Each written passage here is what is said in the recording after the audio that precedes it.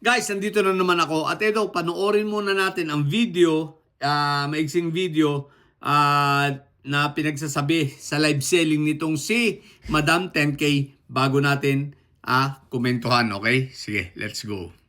Huwag kayong magpa-11 sa 11. Eh sabi nila ngayon, paano yan? 11-11 na. So isi-simplify ko po ha. Ito po yung main message ko ngayon. Isi-simplify ko po ha. Main message na nakaugnay sa truth. Truth. Nag-walk out sila dahil ayaw po nila na makaboto yung ilan namin mga kasama. Yun po, sa kanila mismo nagaling yun. Objective yung walk out nila, sila ang naging majority. So ngayon naman po, na walang quorum at walang session yesterday and today, may kasamang mga protesta yun. Protest against a puppet senate na gusto nila.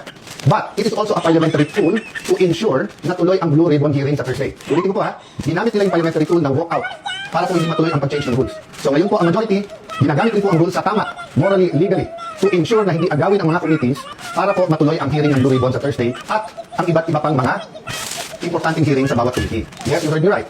Sa kanilang official. So, ayan na guys ha. Oh.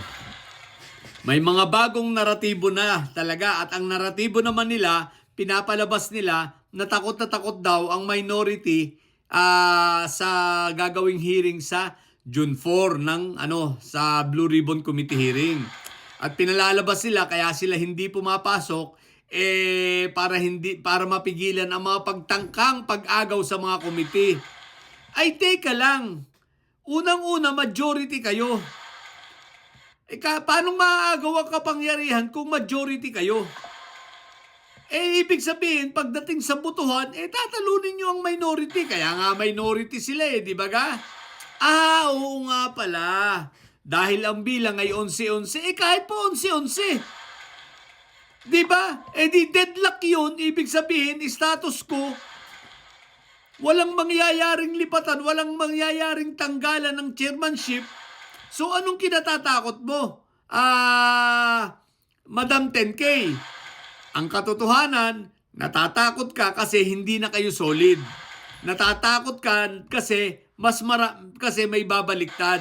Alam mo na baaring may hindi pumasok sa grupo ninyo at matatalo kayo. No? Bakit? Patatapos hanggang bukas hindi kayo papasok, sigurado ako. Bakit? Sapagkat natatakot kang mawala sa iyo ang presidency. Kung di ka pala naman bubo mananatili ka namang presidente kasi 13 ang kailangan. Pero ang ikinatatakot mo, mawala yung chairmanship dun sa mga kaalyado mo. Tandaan mo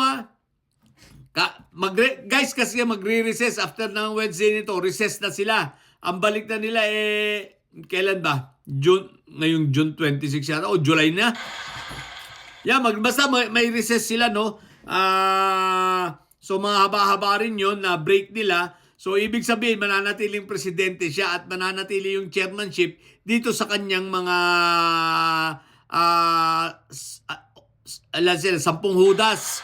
10 hudas na natitira. Ang problema nga, yung isang hudas, naguhudas na sa kanila. Nangungurumbis na, alam na nila yan. So, ibig sabihin, pagdating nila, pag pumasok sila bukas, maaaring mawala ang mga chairmanship sa kanila nga naman. Bakit? Dahil may naguhudas na sa kanila Hindi na sila solid. So, ang bilang na nila ngayon, posible mangyari 12-10. Hindi na 11-11, baka maging 12-10. So, ibig sabihin, tatalunin sila. Pero huwag ka mag-alala. Ikaw pa rin naman ang presidente. Ikaw pa rin ang Senate President. Linda ka nga lang. So, ngayon, ginagawa nilang naratibo at takot sa Blue Ribbon Committee hearing. Bakit? Ano mangyayari sa Blue Ribbon? Matatanggal ba yung mga senador agad-agad? Sa investigasyon na yan na nagagawin ninyo ng mga naratibo at plano nyo pang gawing surprise tawag dito, witness itong 18 marites na kunwari naglabas si drama queen na wini-withdraw na niya yung mga resource person o pag-attend nitong 18 marites tapos biglang pa-attenin ninyo surprise tapos gagawa kayo ng mga kwento, gagawa kayo ng mga paninira na kunwari may mga nabigyan na naman ng maleta. Ay naku po Rudy, wala nang maniniwala sa inyo. Sunog na yan. Ngayon, anong pinapalabas ninyo? Takot? Paano matatakot? Paano matatakot? Di kung may kaso, sampahan ninyo. Sampahan ninyo sa ombudsman. O di ba ga? Di ba? Tsaka gusto namin yan, mag-hearing, malaman natin, magkaalaman. Kung di pala naman kayo bobo, pati si Erwin Tulfo, idadamay nyo sa maleta. Bakit? Senador na ba siya nun? Kung di pala kayo bobo, ngayon 2025 lang naging senador si Erwin Tulfo. Ang katangahan talaga ninyo, no? Ngayon lang yung naging senador. At hindi rin naman siya... sasabihin nyo nung congressman pa siya. Okay. Sige, tingnan natin. Di ba ang tanong ko, bakit ayaw nyo pumasok? Di ba kung talagang matibay kayo, kung talagang solid kayo, di deadlock. Walang mangyayaring lipatan, walang mangyayaring tanggalan ng chairmanship kasi solid kayo eh. Di ba? Solid kayo na may sayad block. Bakit hindi na lang ikaw pumasok? Tapos gagawa ka na naman ng kwento, kawatano ka. Ang gagawin mo, live selling na naman. Binabayaran kayo ng taong bayan hindi para mag-live selling.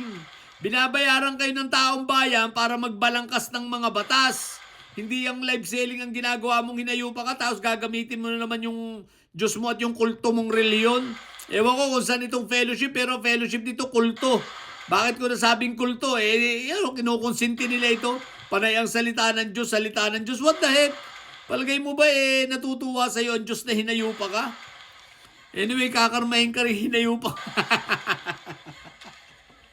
Hinayupak to si Madam Tengia, kapal ng mukha. Takot daw sa Blue Ribbon. Ano yung katatakot sa Blue Ribbon? Takot daw yung mga nasa minority block. Alalahanin mo, yung nasa ng minority block, walang mga kaso. Habang kayo dyan, punong-puno ng kaso. Lahat ng may kaso patungkol sa flood control, nasa miyembro ninyo, nasa majority o nasa may sayad block. Di ba yung isang yung vice chairman, may kaso eh.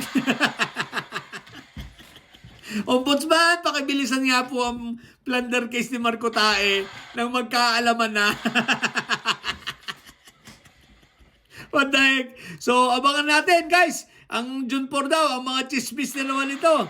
At ang mga surprise, abangan natin ang kanilang mga surprise witness na magdadala ng napakaraming chismis. Akala naman maniniwala pa ang taong bayan sa kanila. What the heck?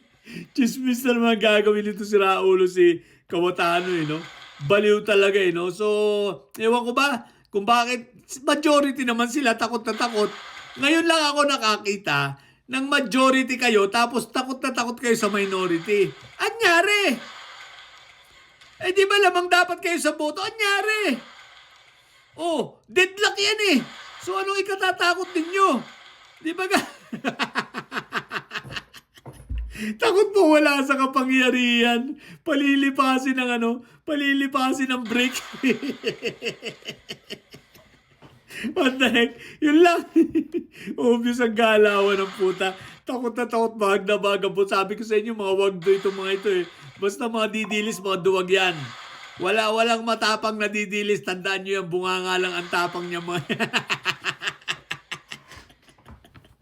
sa bunganga lang at sa social media lang.